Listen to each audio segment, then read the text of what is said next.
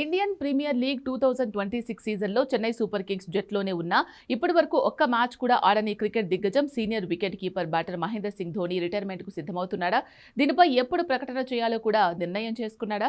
ప్రస్తుతం క్రికెట్ వర్గాల్లో దీనిపై తెగ చర్చ జరుగుతోంది. ధోని ఆడుతున్న సిఎస్కే సూపర్ కింగ్స్ ఇప్పుడు ఐపీఎల్లో కీలక దశలో ఉంది. మిగిలిన 2 మ్యాచ్ల్లో కనీసం ఒకటైనా గెలిస్తే కానీ ప్లే ఆఫ్స్ ఆశలు నిలబడవు.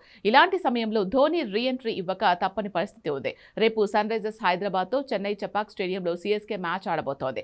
ఈ మ్యాచ్లో బిగ్ సర్ప్రైజ్ ఉంటుందని ప్రచారం జరుగుతోంది. అది ధోని రీ-ఎంట్రీ కావచ్చు, లేకపోతే ఆయన రిటైర్మెంట్ ప్రకటన కావచ్చని తెలుస్తోంది. సిఎస్కే సన్ రైజర్స్ మ్యాచ్లో సర్ప్రైజ్ ఉంటుందని, ఈ సీజన్లో చపాక్లో ఇదే చివరి మ్యాచ్ అని కామెంటేటర్ హర్ష భోగ్లే తెలిపారు. చపాక్లో అభిమానుల్ని ఆశ్చర్యానికి గురిచేసే నిర్ణయం వచ్చినా తానేమీ అనుకోబోనని హర్ష వెల్లడించారు. దీంతో సిఎస్కే హోమ్ గ్రౌండ్ అయిన చపాక్ స్టేడియంలో ధోని కెరియర్ పై తాడో పేడో తేల్చుకునే అవకాశం ఉందని అర్థమవుతోంది. అయితే ఇన్ని మ్యాచ్లు ఆడకుండా ఇప్పుడు రీ-ఎంట్రీ ఇచ్చినా మెరుపులు ఉంటాయని ఆశించే పరిస్థితి లేదు.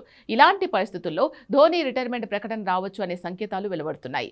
గాయం కారణంగా ఐపీఎల్ 2026లో సిఎస్కే మాజీ కెప్టెన్ ఎంఎస్ ధోని ఇప్పటివరకు మైదానంలోకి దిగలేదు. గత సీజన్లో ఎదురైన మోకాలి గాయం నుంచి పూర్తిగా కోలుకొని ఫిట్గా ఉన్నప్పటికీ మహి ఇంకా మైదానంలోకి దిగకపోవడం అభిమానుల్లో అనేక సందేహాలకు తావిస్తోంది.